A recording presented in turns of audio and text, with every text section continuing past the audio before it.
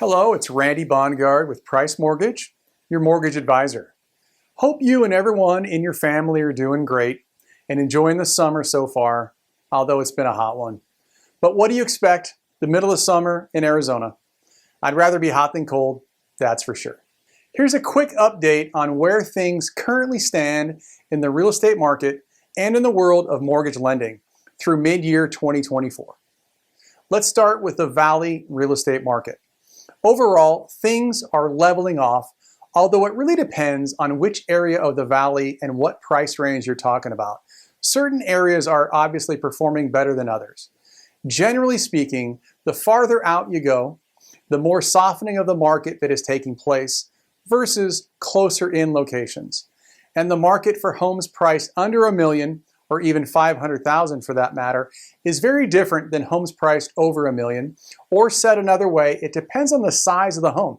Under 2,500 square feet or over 2,500 square feet, 80% of the homes in the valley are under 2,500 square feet. The most noteworthy change in the market is the rise in inventory levels. There are more homes on the market now than there have been in the last few years, nearing 20,000. But the total number of homes on the MLS is still below what is considered normal, i.e. 25 to 30,000. This has simply pushed the market into a balanced state, which means that home values prices have plateaued and in some cases have come down slightly. Most of the submarkets throughout the valley are now considered to be in balance. There are several, though, that are now considered buyers markets, and there are still a few that are considered sellers markets, but these are very weak seller markets. It really depends on the home itself. If the home is a great home, i.e. it's in great shape and in a great location, there are still multiple offers happening. However, if the home is not that great, needs work, or is in a less desirable location, these homes are taking longer to sell. It is these homes that are seeing some price reductions and abundant seller concessions being offered. Here are some overall market statistics comparing May of this year to May of last year. The average sales price per square foot is $299, which is up 5.2%. The median sales price is $455, which is also up 4%. Sales over asking price is 18%, down 1%. The percentage of transactions that include seller concessions is 47%, up 4%. Of these, the median amount of concessions to buyers is $9,450, up $679.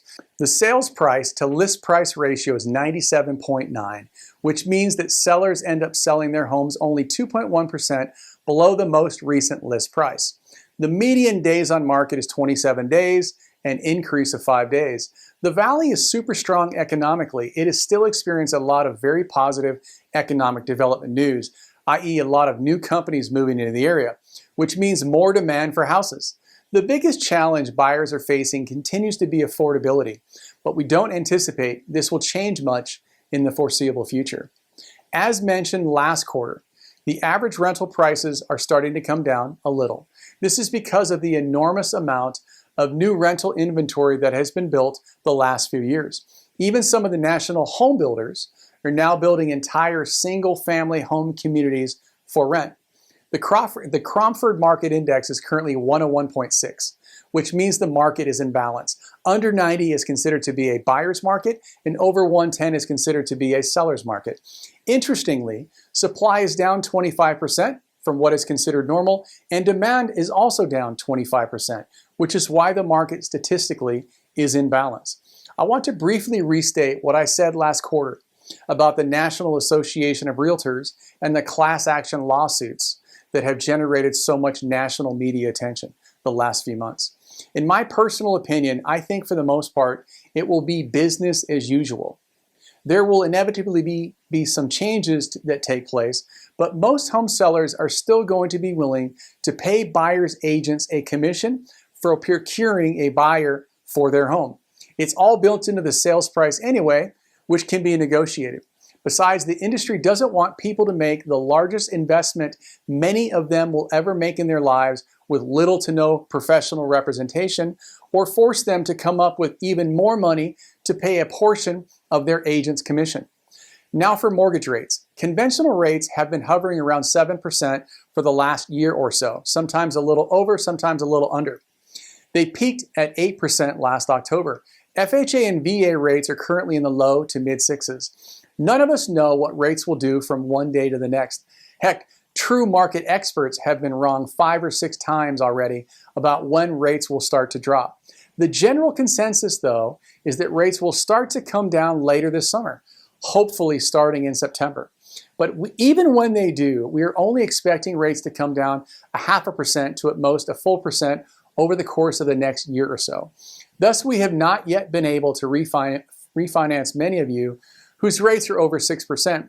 There should, though, be an opportunity to start doing many more refinances starting in the next few months. My projection for the rest of this year, when rates officially start to come down, more and more buyers will jump into the market, most of whom have been on the sidelines for the last 2 years.